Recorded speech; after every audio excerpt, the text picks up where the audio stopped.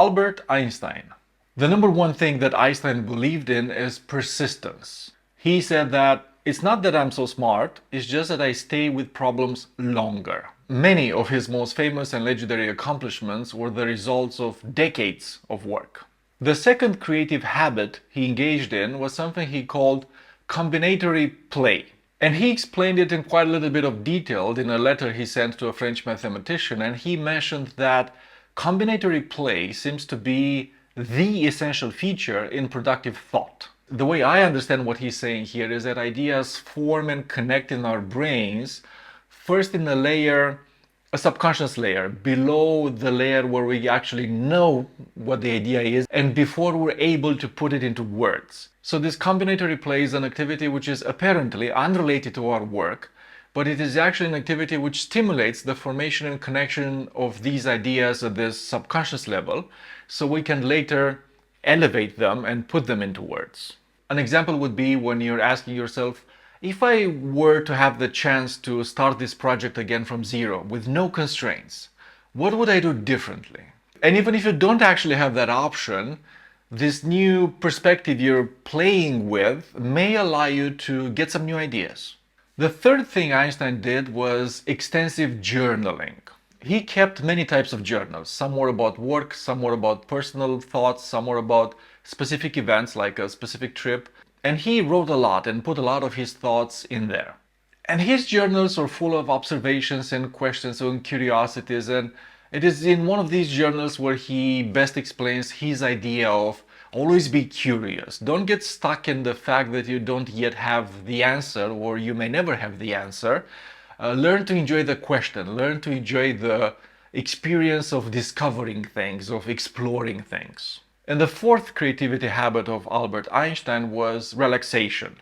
He is well known for sleeping well and sleeping long, taking long walks daily to clear his mind, being alone, being in nature. He owned a small sailboat and he enjoyed just aimlessly sailing it with no schedule and no particular destination, just to kind of drift and let his mind wander.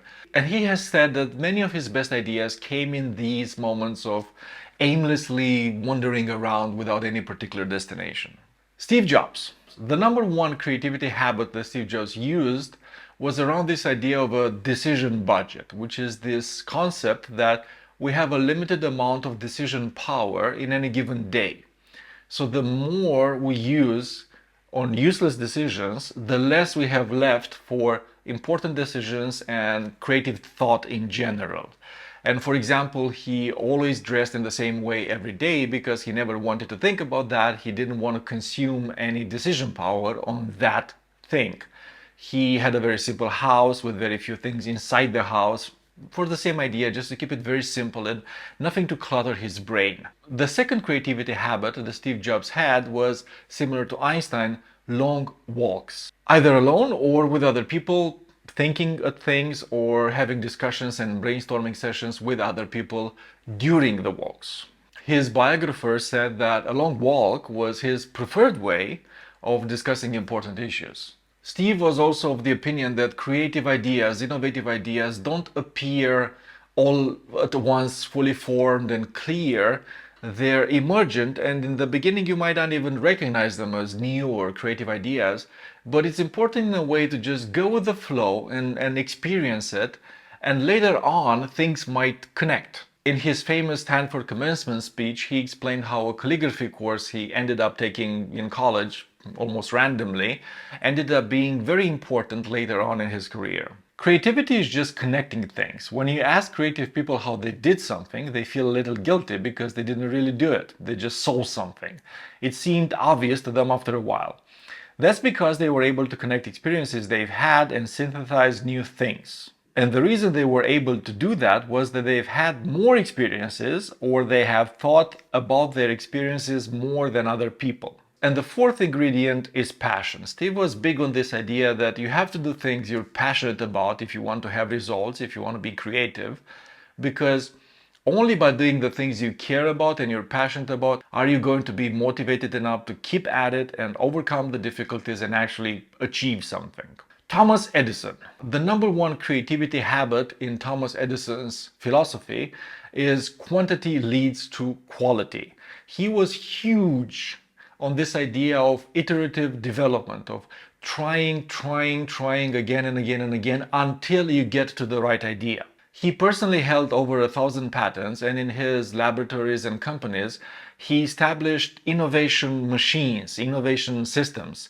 Himself and his employees had innovation targets, quotas. His personal target was a minor invention every 10 days and a major invention every 6 months. It took him over 30,000 experiments, attempts to come up with the battery, the alkaline energy storage system. And it took him over 9,000 attempts to come up with the light bulb. So his famous saying of genius is 99% perspiration and 1% inspiration is about this, is about the idea that creativity is not magical, it's not something that strikes you randomly, it is simply the result of hard, determined work.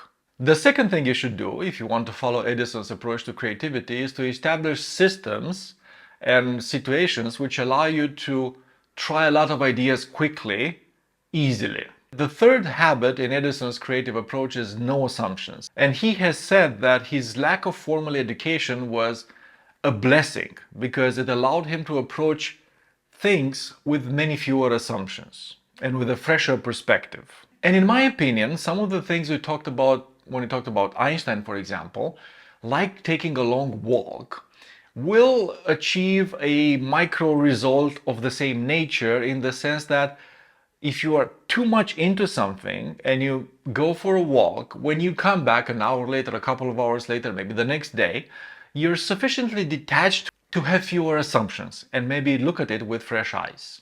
And the fourth key idea in Edison's creative approach is that failure is a natural part of the process. I mean, for someone who tries something 9,000 times only to have it work on the 9,001st attempt, obviously he is going to be very comfortable with failure. And failure is not even failure as it is usually understood. It is a necessary step. It is proving that something doesn't work. It is learning something more. From every attempt, you learn something, you don't dwell on it, you move on, you try the next thing, you try the next thing, you try the next thing. And the fourth and final person we're going to look at today is going to be Agatha Christie. At the time of her death, she was the most successful, the most sold novelist in the world. And she created such famous detective mystery characters as Hercule Poirot and Miss Marple. The number one habit she practiced was that she also did abundant journaling. I usually have about half a dozen notebooks on hand and I used to make notes in them of ideas that struck me. 2. She also recognized that ideas can hit you in the most unexpected moment. Not necessarily when you're looking for them, not necessarily when you're thinking about them, but when you may least expect them. Plots come to me at such odd moments, when I am walking along the street or examining a hat shop. Suddenly a splendid idea comes into my head. She was also one of those individuals who was able to get something out of every situation and be inspired by things which apparently have nothing to do with your work. And she was able to reuse the little things that happen in her life and around her and extract creative ideas out of them. 2 people are talking at a table nearby discussing somebody called Jane Fish. That I thought would make a good beginning to a story. A name overheard at a tea shop, an unusual name. And the fourth habit that she had, which I personally relate a lot to, and I think it is very relevant to us today, especially to those of us doing digital work and doing remote work or hybrid work, is this idea of being comfortable working from anywhere. And not being stuck to, oh, I have to work from my office, or I need a certain exact set of conditions, or I cannot be productive. But instead, you should develop your ability to be comfortable and be productive almost anywhere. And that's it. We have 4 famous creative people and 4 creative habits from each of them. And I hope you found it useful. And I hope you find it inspiring and helpful in your own creative journey.